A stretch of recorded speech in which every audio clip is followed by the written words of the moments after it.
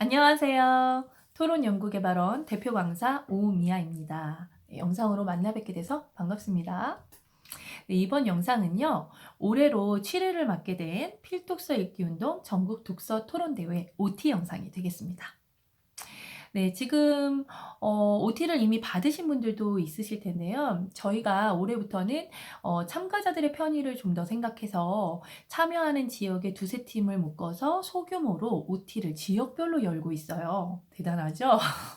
그러나 그럼에도 불구하고 지역적인 한계와 시간적으로 문제가 있는 그런 분들을 위해서 영상으로 부족한 부분을 OT 촬영을 하도록 결정했습니다. 그래서 저는 지금 커피 한 잔을 이렇게 준비하고 편안하게 여러분들과 대화할 준비를 마쳤습니다. 자, 들으실 준비 되셨나요? 그러면 시작해 보겠습니다. 첫 번째로 우리 대회의 특징에 대해서 소개하도록 하겠습니다. 이 부분이 왜 중요하냐면요. 모든 대회는 각자의 특징을 가지고 있어요. 각 대회는 특징이 있고요. 그리고 추구하는 목표가 다릅니다. 그리고 그 취지도 다르죠. 그래서 이런 것들을 충분히 이해를 하고 대회를 준비하신다면 준비하는 과정과 대회에 참여하는 과정 모두가 의미 있는 시간이 될 수 있을 것이다 라고 확신합니다. 자, 그렇다면 우리 대회는 어떤 특징을 가지고 있을까요? 네, 첫 번째로 필독서 읽기 운동이라는 점이죠. 초등학생, 중학생, 고등학생과 함께 나눠보고 싶은 그런 필독서들을 대상으로 해서 우리가 적어도 3번 이상 깊이 있게 읽어보면서 고민해보는 시간을 갖자라는 교육적인 목표가 있는 대회입니다. 그러다 보니까 연구원들은 각자 학년별로 필요한 그런 필독서들을 읽고 연구를 하고요. 그리고 이번에 그 초등부 같은 경우는 미아일랜더의 모모, 아주 상당히 좀 두꺼운 책으로 알고 있어요. 이 책은 이렇게 두꺼운 책을 완독하는데 또 목표를 삼는 것도 굉장히 성취감을 줄 수 있겠죠. 어쨌거나 이런 모모라는 책을 선정을 했고요. 그리고 중등부 같은 경우는 무려 미음사에서 출판한 조지 오웰의 동물농장이 선정이 되었습니다. 굉장히 유명한 고전이기도 하지만 지금 여러 가지로 우리가 또 디베이트에 걸맞는 그런 작품이 아닐까 생각을 해서 선정을 하게 되었습니다. 그러면 모든 연구원들은 적어도 3번 이상을 읽으면서 고민해 볼 수 있는 그런 논제를 위해서 또 아주 노력을 하셨죠. 그래서 좋은 교육적인 논제를 선정을 하고 대회를 준비하게 됩니다. 그래서 여러분들은 이번 계기를 통해서 필독서에 해당하는 그런 양서를 깊이 있게 읽는 시간을 가질 수 있다라고 말씀드릴 수 있겠어요. 자, 그 다음에 두 번째로는요. 이거는 저희가 가장 먼저 했다고 자부할 수 있습니다. 네. 모두가 경기 경험을 갖는 대회입니다. 이게 무슨 얘기냐고요? 조금만 생각해 보시면 아실 거예요. 전국 독서 토론 대회, 시도 대회들을 보면요. 현실적인 문제가 있다 보니까 보통 입론서로 선발하는 경우가 많았습니다. 그렇기 때문에 입론서는요. 사실 학생들의 실력으로 쓰는 것이 맞지만 우리 교육 현실을 잘 알고 계시잖아요. 사교육자들의 싸움이 되는 경우가 많이 있었어요. 예를 들면 아니 저쪽 집에서 코칭한 그런 입론서는 통과가 됐는데 아니 이쪽 논술학원에서 코칭한 입론서는 통과가 안 된 거야. 그럼 이거 어떡하죠? 네. 안타깝지만 제가 교육 현장에 20년 가까이 있다 보니까 정말 다양한 모습을 목격하게 되네요. 사교육자들의 경쟁이 되어 버린 그런 안타까운 시도 대회들의 모습들이 있었습니다. 저는 두 아들을 둔 학부모로서 이런 부분들이 굉장히 부당하다고 생각을 했고 모두가 경험을 할 수 있는 우리 아이들과 같이 평범한 아이들이 모두가 교육을 받고 경험할 수 있는 그런 대회를 만들고 싶다라는 마음에서 시작한 대회임을 말씀드립니다. 그러다 보니까 저희는 선착순으로 아이들을 모집하고요. 그리고 모집된 아이들은 적어도 2회 이상의 경기 경험을 할 수 있도록 구성되어 있다는 점 꼭 기억해 주세요. 그러면 그 2회 이상의 경기 경험이요. 뭐 그냥 좋은 취지니까 그렇게 넘어갈 일이 아니에요. 사실은 쉬워 보이지만 쉽지 않습니다. 운영하는 저희들 입장에서는 그 2 회를 누가 심사를 할까요? 네. 심사 자격증도 있고 아니면 디베이트 전문가들을 모셔야 되기 때문에 사실은 현실적으로 이 예산의 문제가 있을 수 있죠. 그래서 이러한 특징들 때문에 저희 대회는요. 사실 이 디베이트의 가치를 알고 교육 현장에서 정말 아이들에게 이런 것들을 열정적으로 가르치시는 그런 선생님들의 재능 기부로 이루어지고 있다는 것을 꼭 기억해 주시기 바랍니다. 그 1번 타자요? 제가 되겠습니다. 네. 저 너무 고생하고 있어요. 자, 그렇지만 이 두 번의 경기를 통해서 확실하게 변화되는 아이들의 모습을 보면서 저는 이런 생각을 했죠.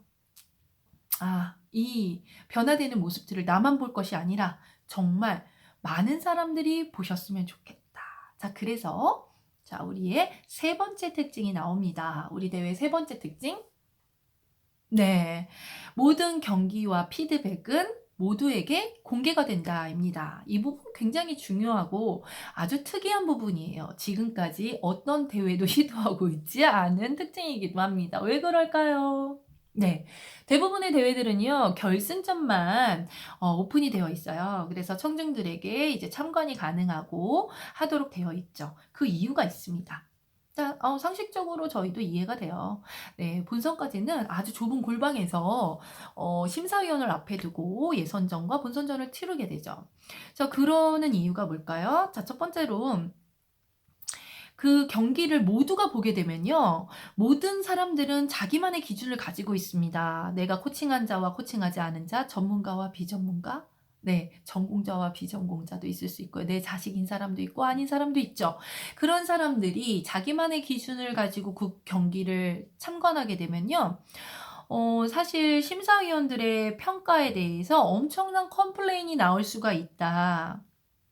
네. 이 부분이 사실은 가장 큰 문제이기도 해요. 뭐 경기자들의 집중을 위해서다 뭐 여러 가지 이유가 있을 수 있겠지만 제가 볼 때는 그 부분이 가장 큰 이유가 아닐까라는 생각을 해 봅니다. 심지어는요. 결승전만 오픈하는 대회임에도 결승전의 그 승패에도 승복을 하지 못하고 컴플레인이 이루어지는 그런 현장을 저는 많이 목격했습니다. 네. 너무 볼 거 안 볼 것 굉장히 많이 봤죠? 네, 그러다 보니까 저희 이런 문제들 때문에 대부분의 대회들은 결승전만 오픈을 하고 그 이전의 과정들은 다 비공개로 진행이 되고 있다는 것 고거 아셔야 돼요. 그런데 저희는 이런 모든 예선부터 결승까지의 모든 과정을 공개를 하고요. 그리고 심사하는 과정부터 피드백하는 과정까지 모두 공개를 한다는 점이 가장 다른 점이겠죠. 왜 우리는 그 컴플레인을 각오하고 이런 시스템을 택했을까요? 네. 그것은 학부모의 마음이 더 앞섰기 때문이라고 생각합니다. 제가 학부모거든요. 자, 무슨 얘기냐면요.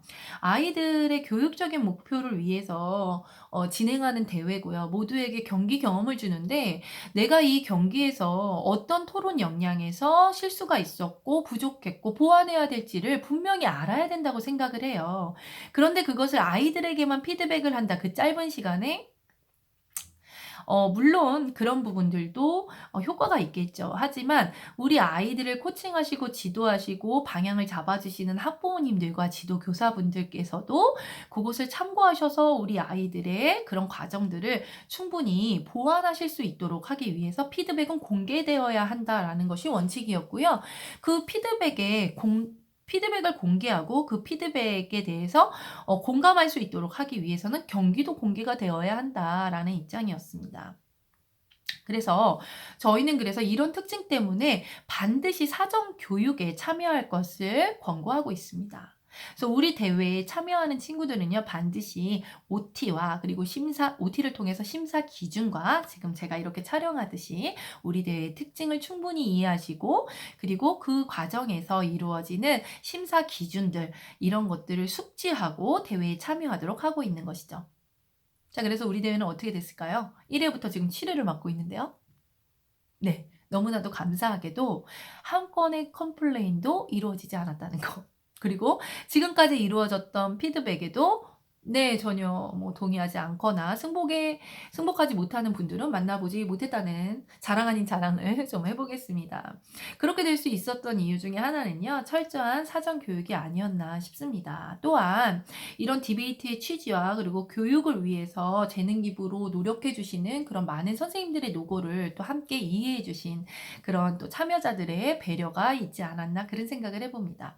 자, 여러분들 이런 걸 보면요. 주체 주관은 우리가 하지만 이 대회를 품격 있고 또 교육적으로 만들어 가는 데 있어서는 정말 참가자들의 역할이 굉장히 크다라는 것을 항상 저는 느낍니다. 그래서 이 지금까지 정말 훌륭한 대회로 만들어 주신 참가 학생들 그리고 학부모님들, 지도교사분들께 다시 한번 또 감사의 인사를 드려 봅니다. 자, 그리고요. 네 번째로요. 굉장히 또 중요한 게 있어요. 뭐 다 중요하죠. 그래, 중요해요. 정말 중요한 차이점이거든요. 또 다른 지역과는 좀 다른 부분. 자, 저희는 공개를 하죠. 공개를 했어요. 그리고 피드백을 진행을 합니다. 어떤 기준으로 피드백을 할까요? 네, 저희는 점수제 평가를 하기 때문에 가능하죠. 이 부분은요, 굉장히 중요한 특징이기도 해요. 디베이트는 사실 승패가 있는 찬반 토론입니다. 그런데 이 승패라는 것은요, 사실 교육용 토론 입장에서는요, 이 교육적인 효과를 극대화하기 위한 하나의 장치라고 보셨으면 좋겠어요. 근데 이게 대회라는 특징과 맞물리다 보니까 승리의 목을 매는 그런 친구들의 부작용들을 많이 우리는 목격을 하게 됩니다. 그렇기 때문에 우리가 교육부터 그 과정까지 끊임없이 디베이트 철학을 강조하고 그리고 디베이트에서 이 대회를 통해서 추구해야 될 목표를 계속 강조하는 이유가 여기에 있기도 해요. 그리고 이런 승패에 대한 부작용을 줄이기 위해서 저희는 아까 교육적인 대회라고 말씀드렸듯이 토론 역량을 키우기 위한 그런 평가를 받을 수 있는 점수제를 택하고 있습니다. 그래서 예선 두 번의 경기에는 점수를 부여받게 되고요. 그 점수에 따라서 상위 점수 순서대로 본선에 올라가는 그런 시스템을 갖췄습니다. 그래서 본선부터는 토너먼트 경기가 이제 예정대로 진행이 되고요. 그래서 처음 디베이트를 만나는 친구들이 승패의 결과나 이런 부분들에 대해서 받아들일 준비가 아직 덜 되어 있기도 하고요. 그리고 교육적인 목표를 생각했을 때 승패가 중요한 것은 아니기 때문에 이런 디베이트가 추구하고 이런 디베이트를 승리하기 위해서 필요한 역량들이 어떤 것인지에 대한 충분한 교육이 있은 후에 그리고 친구들이 점수로 평가를 받아서 내가 부족한 부분은 스피치구나. 내가 부족한 부분은 어떤 태도였구나. 아니면 반박의 논리성이었구나. 이런 부분들을 충분히 피드백을 받은 후에 대회에 임할 수 있게끔 구성을 해 놓은 것이죠. 자, 이런 부분 네. 저희가 만들어 놓고도 굉장히 자랑스럽습니다. 그래서 아이들은요. 승패 결과에 따라서 슬퍼하거나 그렇게 상처를 받는 것을 최소화했다는 것을 말씀드리고 싶습니다. 물론 토너먼트의 장점도 있어요. 대진운도 있고요. 그런 게 또 대회의 재미일 수도 있습니다. 그래서 제가 말씀드렸잖아요. 대회마다 각 특징이 있고 추구하는 효과들이 다르다라고 말씀을 드렸기 때문에 우리 대회는 이렇다라는 것을 말씀을 드리고 있는 것입니다. 그래서 점수제의 장점은 요런 부분들이 되겠죠. 그리고 마지막 다섯 번째, 요건 좀 웃길 수 있어요. 자, 아까 말씀드렸듯이 대부분의 그 대회들은요, 결승전만 오픈을 해드린다고 그랬잖아요. 그러니까, 많은 사람들이 보고 있는 그런 상황에서 내가 이렇게 올라가서 스피치를 하는 경험은요, 사실은 결승전에서만 가능하다고 생각할 수밖에 없어요. 근데 결승전에 올라가는 건 단 두 팀이죠. 그 많은 팀들 중에서. 하지만 우리 대회의 목표는 뭐라 그랬죠? 네, 모두에게 경기 기회를 준다라는 겁니다. 이 경기 기회는요, 그냥 골방에서 하는 경기 기회를 말하는 게 아닙니다. 네, 예선도 결승처럼. 이게 저희들의 슬로건이죠. 자, 많은 사람들이 보는 앞에서 스피치를 하고 또 경기를 하는 그 경험을 예선부터 가져갈 수 있다는 거죠. 네, 교육적인 목표도 잡고 싶었고, 현장 대회 경험도 잡고 싶었고, 또 그 현장의 그 떨림, 그 안에서 이루어지는 순발력, 논리력, 그리고 반박하는 그런 훈련, 이런 것들을 모두 다 가져가고 싶었다라고 했을 때는 우리 대회에 신청하시기 바랍니다. 네.